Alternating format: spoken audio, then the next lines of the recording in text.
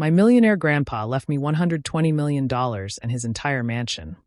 But he gave nothing to my parents who betrayed me.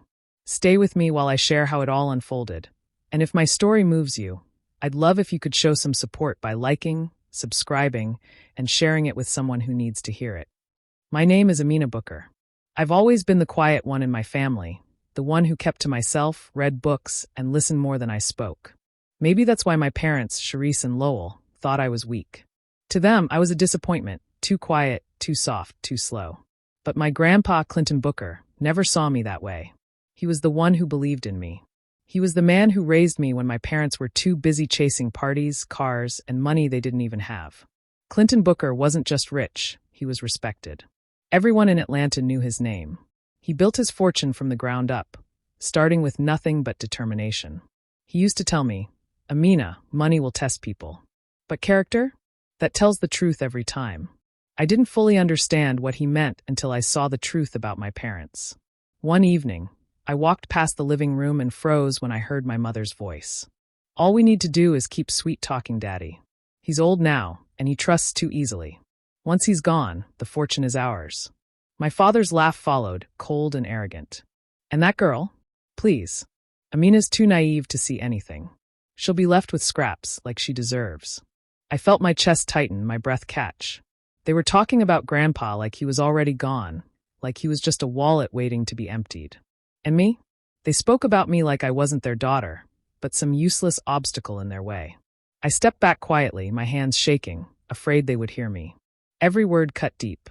My whole life, I had tried to earn their love, their approval. I studied hard, I stayed out of trouble, I stayed quiet when they called me names. But in that moment, I realized nothing I ever did mattered. They didn't see me. They never had.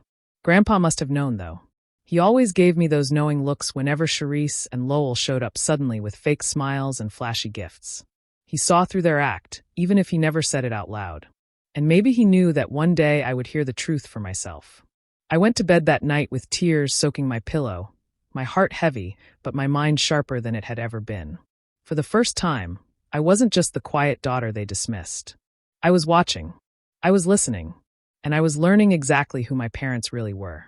What I didn't know then was that Grandpa had already made his decision.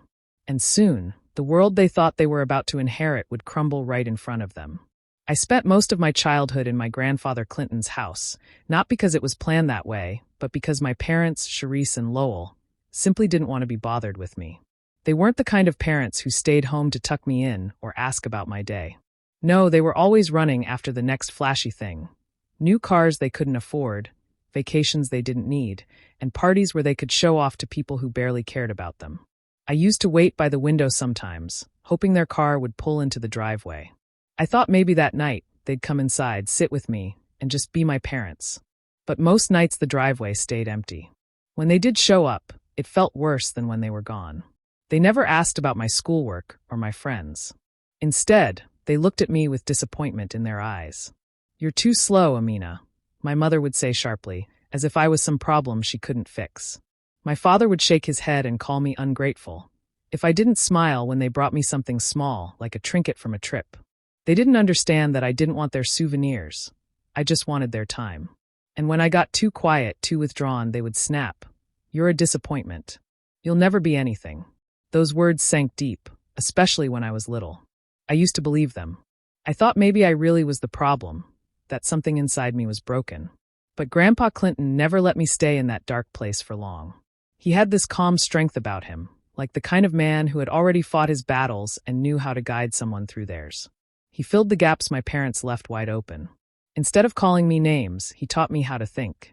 He showed me how to read the business section of the newspaper, how to understand numbers, how to see patterns in the world. On Sunday afternoons, we'd sit on the porch with sweet tea, and he'd tell me stories about how he built his company from nothing. "Integrity, Amina," he would say, tapping my notebook as I scribbled down his words. "That's the only thing no one can buy or steal from you. Protect it, and you'll never be poor." He made me believe I had a mind worth using. While my parents were out chasing status symbols that never lasted, Grandpa was pouring something lasting into me. And little by little, I started to see the truth. Maybe my parents didn't value me, but that didn't mean I had no value. Over time, my feelings hardened into two things: A quiet resentment toward Charisse and Lowell for all the ways they failed me, and a deep, unshakable gratitude for Clinton, the man who chose to raise me when they wouldn't. He became my anchor, my teacher, and the proof that I wasn't the disappointment they tried to make me believe I was. When my grandfather's health began to slip, the house suddenly felt busier. For years, it had just been the two of us, our routines, our conversations, our quiet bond. But now, Charisse and Lowell started showing up as if they had never been absent. They came with wide smiles and over-the-top voices, pretending to care about the man they had ignored for decades. "Daddy, look what we brought you," my mother would sing, carrying in a basket of expensive fruit or some flashy gadget he had no use for. My father followed close behind, pulling out bottles of wine or silk ties that Clinton never even glanced at. Their gifts looked impressive, but they meant nothing. Grandpa wasn't a man who cared about flashy things. He cared about honesty, hard work, and respect. The strange part was how their tone shifted when they turned to me. Around him, they called me sweet girl, in voices dripping with sugar. But the moment he wasn't looking, their words grew sharp and cold. Sometimes they didn't bother with words at all, just dismissive looks, as if I were invisible. They would talk over me at the dinner table, interrupt me when I tried to speak, or change the subject when I said something that made Grandpa smile. I thought maybe Clinton didn't notice, but then I would catch his eyes on me. He had this way of tilting his head, giving me a look that said more than words ever could. It was like he was silently reminding me, "I see them, Amina. I see you too." Those looks gave me strength, even when their presence made the house feel heavy. The visits became more frequent as his health weakened. They stopped bringing thoughtful things like fruit baskets and started arriving with bigger, more meaningless gestures, designer blankets, high-tech gadgets he didn't know how to use, even trying to arrange expensive nurses he didn't want. To anyone on the outside, it looked like devotion. But to me, it looked like desperation. One night, I passed by the guest room and froze when I heard voices inside. My mother's tone was sharp, her laugh cruel. "When he's gone, the girl's gonna be cut off. That fortune is ours." I felt the blood rush to my ears, every word piercing me like glass. My father's voice followed, full of arrogance. "Exactly. She's just a placeholder right now. Once Daddy's gone, it's our turn." I stood there in the hallway, clutching the banister so hard my fingers ached. My parents weren't here out of love, or even guilt. They were here for the money, circling like vultures while Grandpa was still breathing. I wanted to burst in, scream at them, tell them I knew what they were doing. But something held me back. Maybe it was fear. Maybe it was the quiet wisdom Clinton had passed down to me. Instead, I slipped away silently, carrying their words like a heavy stone in my chest. That night, lying awake, I realized something with painful clarity. My parents didn't just ignore me, they had no intention of ever respecting me.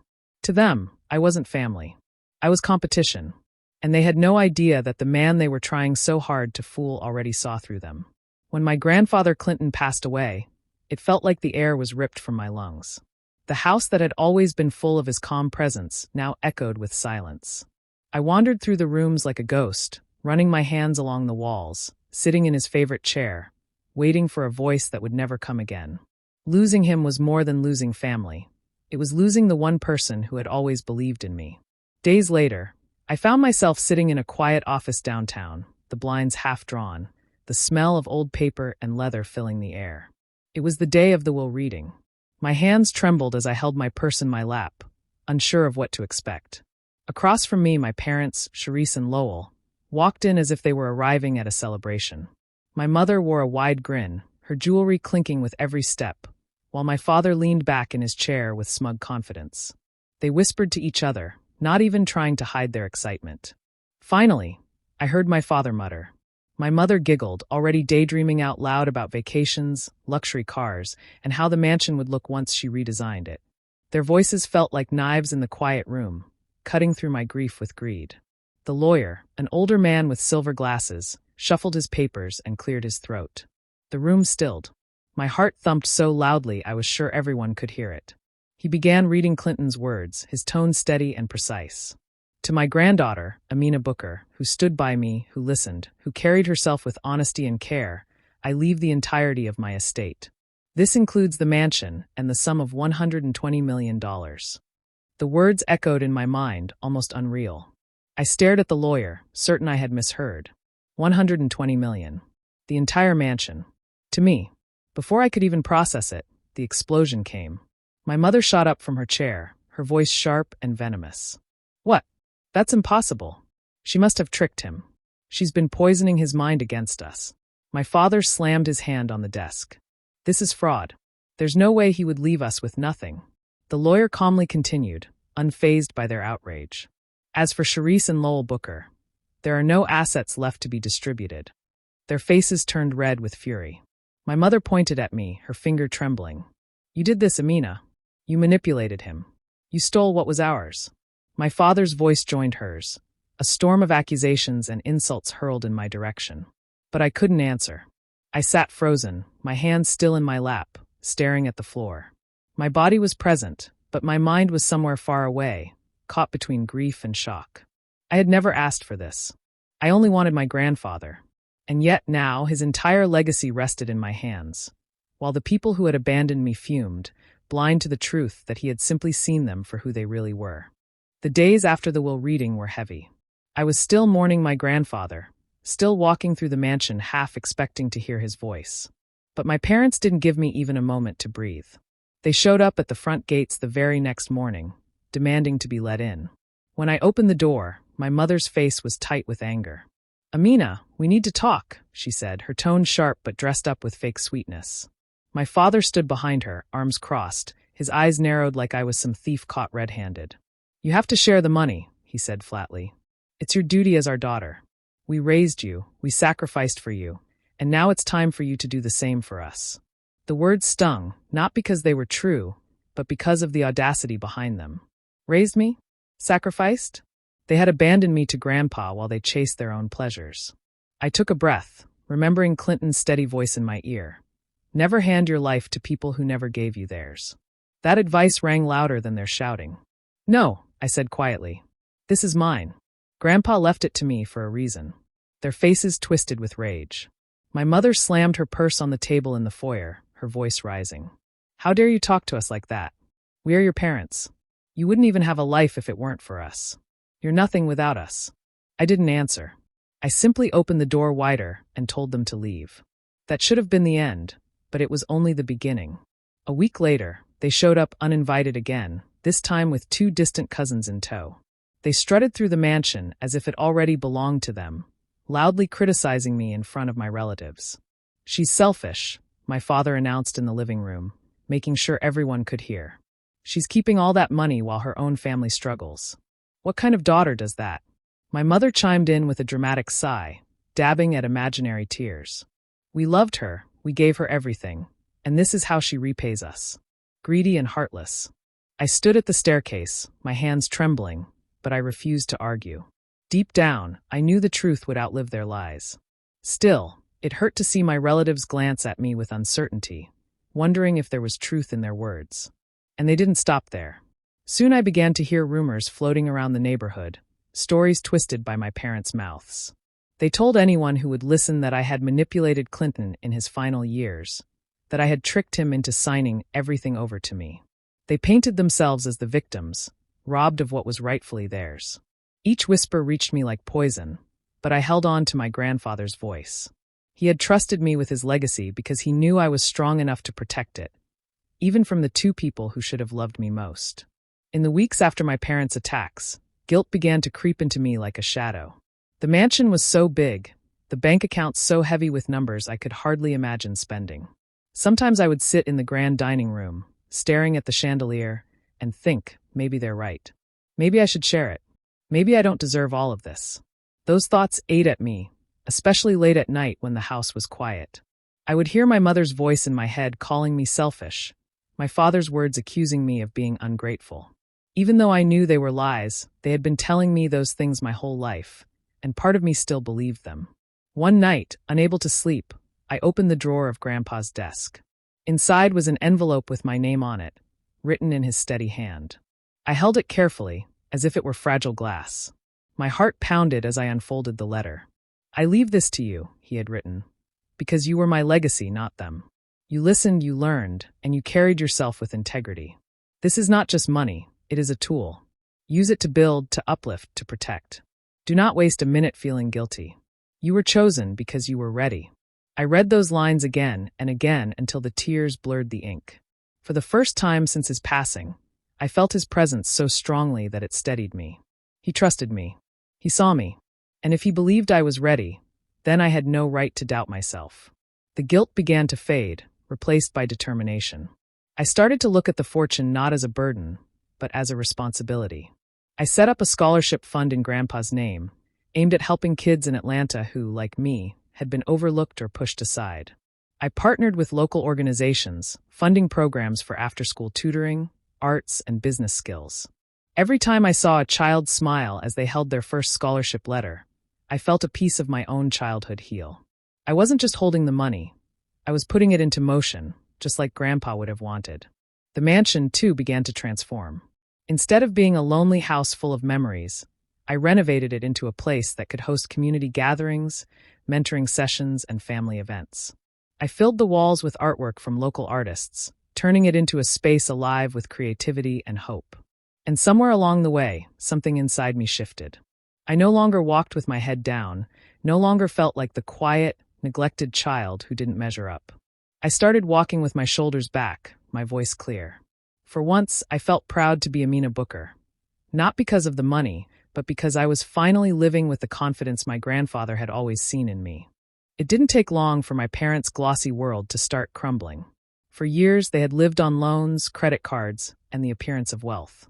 When people believed they were close to inheriting my grandfather's fortune, the invitations kept coming. The parties, the trips, the dinners where they got to sit at the front of the table. But after the will reading, those doors closed fast. One by one, the cars disappeared from their driveway.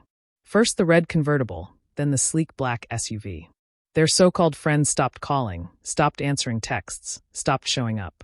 The fancy clothes they used to flaunt were suddenly being sold online, piece by piece. Debts piled up, businesses they bragged about collapsed, and soon they were left standing in the ruins of the life they had built on lies. I heard whispers from neighbors before I saw it with my own eyes. Then, one gray afternoon, they came to the mansion. My mother's hair was unkempt, her expensive jewelry gone. My father's shoulders sagged, his proud stride replaced with a shuffle. They looked smaller, weaker, like the world had finally caught up to them. When I opened the door, they fell into their act immediately. My mother's voice cracked as she said, "Amina, please, you have to help us. We're your parents. Don't you remember all the things we did for you?" My father, usually so arrogant, had tears in his eyes. "We're drowning. We'll lose everything. Just a little money, just enough to get back on our feet." For a moment, I stood there silently, studying their faces. Part of me wanted to feel pity, to reach out the way I might have years ago. But then the memories came rushing back. The insults, the nights I cried because they weren't there, the times they called me slow, ungrateful, and a disappointment. I took a steady breath and looked at them directly. "Do you remember when you called me selfish? When you said I would never be anything?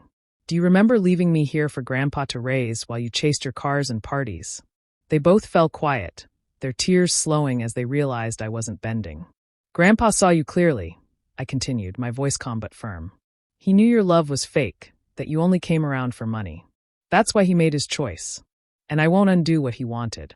My mother shook her head, whispering, "You don't mean that." My father muttered something under his breath about betrayal. But I didn't waver. I opened the door wider, not to invite them in, but to show them out. They hesitated for a second before stepping back into the cold air. As the door closed behind them, I felt a strange mix of sorrow and relief. Sorrow for what could have been if they had ever loved me for me, but relief because I no longer carried their weight. For the first time, I understood what it meant to stand firmly on my own, untouched by their downfall. The mansion had grown quieter with time, filled with the hum of new life and the echoes of my grandfather's memory. I had installed security, not because I felt unsafe, but because I knew Charisse and Lowell were unpredictable. They had begged, cried, even shouted at me, but I had held my ground. I thought they might finally give up. I was wrong. It was just past midnight when the alarm went off. The shrill sound jolted me from sleep, my heart hammering. I hurried down the staircase, and that's when I saw them. My parents, my own mother and father, creeping through the living room, their arms already heavy with silver, jewelry boxes, and heirlooms that had belonged to Clinton. For a second, I couldn't move. It was like watching strangers, not the people who gave me life. My mother's face was twisted with desperation, her eyes darting like a cornered thief.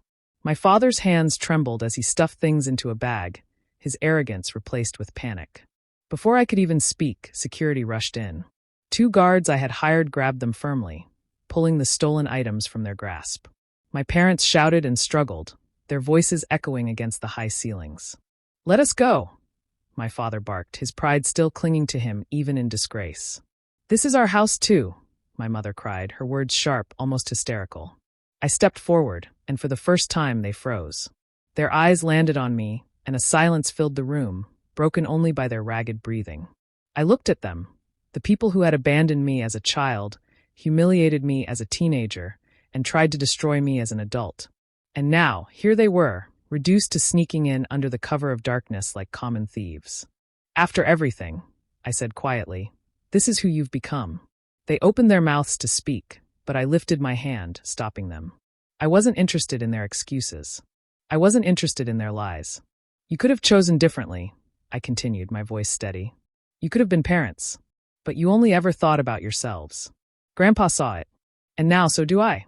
The guards looked to me for instructions, waiting. For a moment, I thought about pressing charges. They deserved it. But as I stood there, I realized I didn't need revenge. I didn't need a courtroom or handcuffs to make them small. They had already made themselves smaller than I ever could. "Remove them," I told the guards firmly. As they were led out into the night, my mother's pleas grew softer, my father's protests weaker. I didn't watch them go. Instead, I turned away, my back straight, my chest steady. For the first time in my life, I felt something I had never known before: complete freedom. Their power over me, every insult, every wound, every chain was gone. And in that cold silence after the door shut, I knew I would never fear them again. After my parents' final betrayal, the house no longer felt heavy with their shadows. Instead, it became a place where I could finally breathe and begin again. I knew I couldn't waste what my grandfather had left me. He had trusted me with more than wealth. He had trusted me with a legacy. And I was determined to honor that. I started small, sitting in his old study, reading through his journals and business notes. Clinton had always said, "Money sitting still dies. Money moving builds life." With those words in mind, I began investing carefully. Not in vanity projects or flashy things like my parents had chased, but in businesses that created jobs, programs that built skills, and local organizations that served families in need. The more I gave, the more I realized how much good could come from a single decision. I watched community centers repair their roofs, small businesses open their doors, and students receive opportunities that once felt impossible. It was like planting seeds and seeing a forest grow. But the part that filled me with the deepest joy came when I opened the mansion itself. At first, it felt strange. This house had been my grandfather's sanctuary, then my shield against my parents. But I knew it couldn't stay closed off forever. I turned the grand halls into spaces for gatherings. The dining room became a place where kids ate hot meals after school.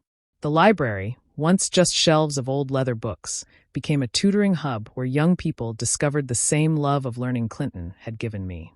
On weekends, I invited groups of teenagers to sit with me on the porch, the same way I once sat with my grandfather. I told them stories about resilience, about standing tall even when people tried to break you down. Some of them didn't have parents who believed in them. Others carried the same wounds I once carried, the feeling of being invisible, unwanted. When I saw their faces light up as I told them they mattered, I felt as if I was giving them the same gift Clinton had given me: the power to believe in themselves.